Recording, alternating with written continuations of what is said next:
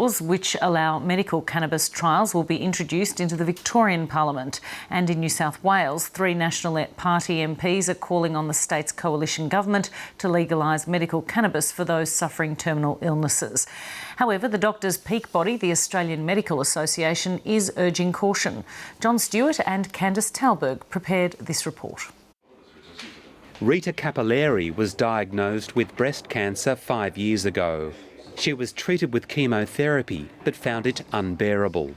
Just nausea, awful taste in my mouth, just that unwell feeling especially after 3 days after the chemo.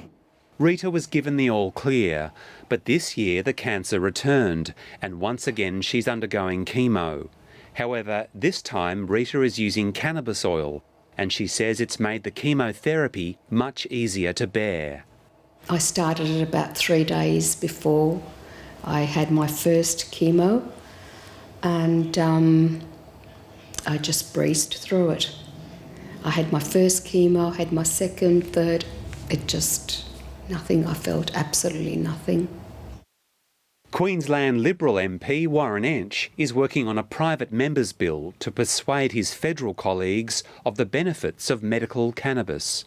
It's not experimental, it's absolute fact, and it's been recognised in Canada, in the Czech Republic, in Holland, in the United States, in many places. It's already recognised, and it has been around for time immemorial, and it has made a difference. And for the love of me, I just can't understand why we can't why people that need this can't have access to it without feeling that they're going to be criminals. Today in Western Australia, the Health Minister called on the federal government to take the lead and conduct medical cannabis trials.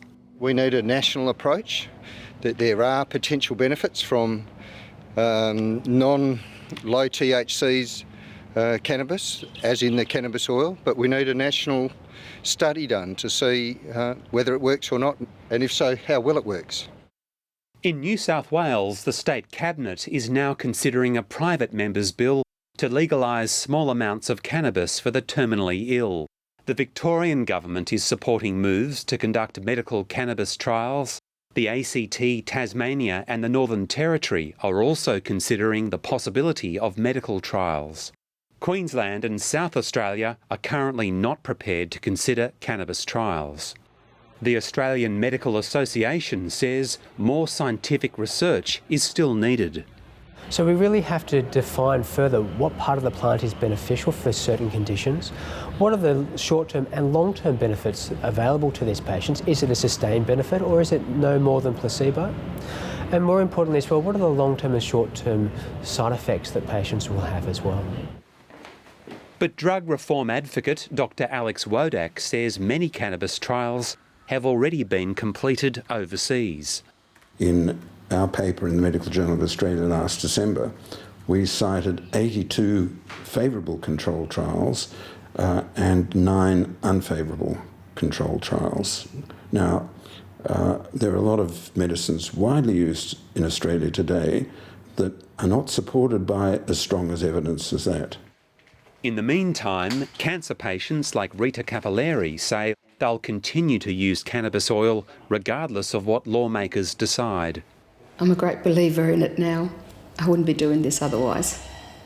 And I have put other people onto it because I do believe that it has benefits. Cannabis is currently listed as a prohibited substance by the Therapeutic Goods Administration, and any state which legalises cannabis for medical use will have to grow and extract the product within state borders. A spokesman for the Assistant Federal Health Minister, Senator Fiona Nash, said while the government understood the suffering of many chronically ill patients, there are no plans to change the current legal status of cannabis. John Stewart, Lateline.